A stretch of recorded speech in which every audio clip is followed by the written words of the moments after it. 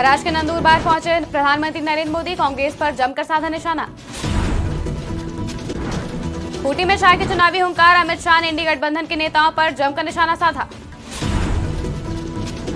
मल्लिकार्जुन खड़गे ने पीएम पर साधा निशाना, कहा पीएम को एम शब्द से बेहद मोहब्बत है। दिल्ली शराब घोटाला मामले में सीएम अरविंद केजरीवाल को एससी से मिली बड़ी राहत, 1 जून तक मिली अंतरिम जमानत। कन्नौज में इंडिया गठबंधन की संयुक्त जनसभा, अखिलेश यादव के साथ राहुल गांधी भी रहे मौजूद। नमस्कार, स्वागत है आपका आज की खबर में। मैं हूं आपके साथ महिमा शर्मा। बढ़ते हैं देश की बड़ी खबरों की ओर। लोकसभा चुनाव 2024 के मद्देनजर महाराष्ट्र काफी अहम राज्य है। यहाँ पर कुल 48 लोकसभा सीटें हैं, जो किसी भी दल को दिल्ली की सत्ता पर पहुंचाने के लिए काफी अहम है। इसी बीच आज पीएम मोदी महाराष्ट्र के नंदुरबार में एक जनसभा को संबोधित करने पहुंचे। इस दौरान पीएम ने कांग्रेस पार्टी पर जमकर हमला बोला। मोदी ने कहा कि भाजपा एनडीए ने आदिवासी बेटी को राष्ट्रपति बनाया, लेकिन कांग्रेस वालों ने एक आदिवासी बेटी को राष्ट्रपति बनने से रोकने के लिए रात दिन एक कर दिया। बलिदान दिए साथियों, आप सभी जानते हैं, भाजपा ने, एनडीए ने आदिवासी बेटी को राष्ट्रपति बनाया और पहली बार ऐसा हुआ। लेकिन आपको याद रहना चाहिए, वो कौन लोग थे जिन्होंने आदिवासी बेटी द्रौपदी मुर्मू जी को चुनाव, राष्ट्रपति का चुनाव हराने के लिए रात दिन एक कर लिए थे। वो कौन थे? ये कांग्रेस वाले थे, जिन्होंने एक आदिवासी बेटी को राष्ट्रपति बनने से रोकने के लिए रात दिन एक किया था। 20 दिन दिल्ली शराब घोटाला मामले में दिल्ली के सीएम अरविंद केजरीवाल को अंतरिम बेल मिल गई है। दिल्ली की सर्वोच्च अदालत ने केजरीवाल को 1 जून तक के लिए अंतरिम जमानत दे दी है। इस फैसले से आम आदमी पार्टी को भी बड़ी राहत मिली है। ऐसी भी खबर सामने आई थी कि ईडी आज केजरीवाल को शराब घोटाले मामले में आरोपी बनाएगी और उनके खिलाफ सप्लीमेंट्री चार्जशीट दायर करेगी, लेकिन अब 1 जून तक एससी ने अंतरिम जमानत दे दी है। 20 दिन के लिए इंटरिम बेल दी जा रही है, 2 जून तक। और कोई कैंपेनिंग के ऊपर कोई रिस्ट्रिक्शन नहीं है, वो क्या कह सकते हैं या क्या नहीं कह सकते हैं, उस पर कोई रिस्ट्रिक्शन इम्पोज नहीं की गई है। जबकि जब ऑर्डर भी प्रोनाउंस किया जा रहा था, तब भी ईडी ने रिक्वेस्ट किया कि कोई रिस्ट्रिक्शन डाली जाए, लेकिन कोई रिस्ट्रिक्शन नहीं दी गई है। और 2 जून को उन्हें 2 जून तक की ये मोहलत दी गई है इंटरिम बेल की। जिस बात का इंतजार कर रहा था, लोकसभा चुनाव जो लोकतंत्र का महापर्व होता है, इस लोकसभा चुनाव के दौरान जिस तरह से 3-3 बार के प्रचंड बहुमत से चुने हुए मुख्यमंत्री को लोकसभा चुनाव में प्रचार से केंद्र की भारतीय जनता पार्टी की मोदी सरकार ने वंचित किया था, आज सर्वोच्च न्यायालय ने इस देश से मोहब्बत करने वाले, संविधान से मोहब्बत करने वाले, लोकतंत्र से मोहब्बत करने वाले के दिलों में एक उम्मीद की किरण जगाई है। हम पूरे दिल्ली के लोगों की तरफ से, देश के संविधान प्रेमियों की तरफ से, पूरी पार्टी की तरफ से सर्वोच्च न्यायालय का धन्यवाद करना चाहते हैं।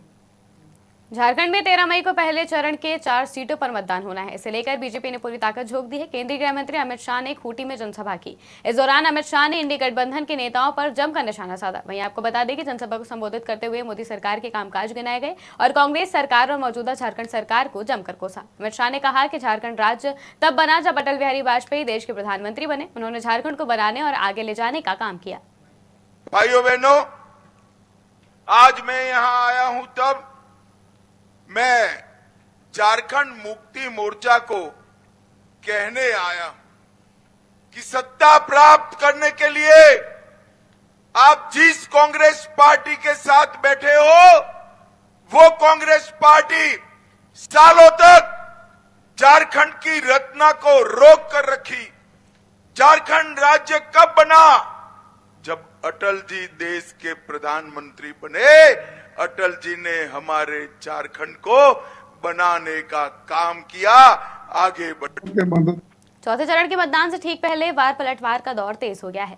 हैदराबाद में कांग्रेस के राष्ट्रीय अध्यक्ष मल्लिकार्जुन खड़गे ने प्रधानमंत्री नरेंद्र मोदी को घेरते हुए कहा कि मोदी जी को एम शब्द से बेहद मोहब्बत है, इसलिए उनके मुंह से मटन, मुगल और मंगलसूत्र जैसे शब्द निकलते हैं। हैदराबाद में कांग्रेस के राष्ट्रीय अध्यक्ष मल्लिकार्जुन खड़गे ने कहा कि 3 चरणों के मतदान के बाद मोदी और शाह घबरा गए हैं। वो चुनावी मुद्दों पर या उनके द्वारा किए गए काम पर बात नहीं करते। के मतदान के बाद और भी मोदी और शाह साहब बहुत घबरा गए, इसीलिए वो हमेशा इलेक्शन के हटकर बात करते हैं, जो उनके चुनावी प्रणाली पे नहीं बोलते, इलेक्शन मैनिफेस्टो पे नहीं बोलते, और सिर्फ उनके जो भी काम है उसके ऊपर भी वो वोट नहीं मांगते, डेवलपमेंट के ऊपर भी। फिर हर बात को कांग्रेस को गालियां देना और कांग्रेस के भाषण को मोड़ तोड़ के कहना और शहजादे बोल के जो हमारे पार्टी के नेता को कहना, ये सारी चीजें जो जरूरी नहीं है। अरे आप तो एक इलेक्शन, 2 इलेक्शन में और 2-3 साल पहले तो ये कहते थे कोई कांग्रेस हमारा कोई मुकाबला नहीं कर सकती, लेकिन बार बार फिर कांग्रेस को क्यों गाला? इसका मतलब ये है कि कांग्रेस से आप डरते हो। बड़े लोकसभा चुनाव के चौथे चरण के लिए अगले कुछ दिनों में अब मतदान होना है। ऐसे में चुनाव प्रचार अब जोरों शोरों पर है। समाजवादी पार्टी के अध्यक्ष अखिलेश यादव ने आज कन्नौज में चुनाव प्रचार किया।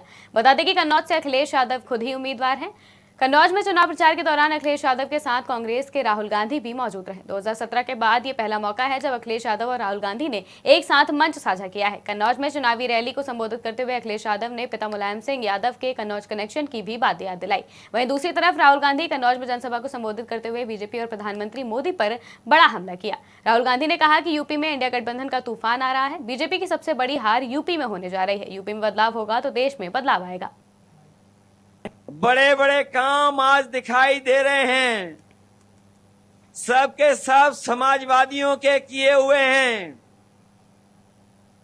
अगर कोई हाईवे पे चलता होगा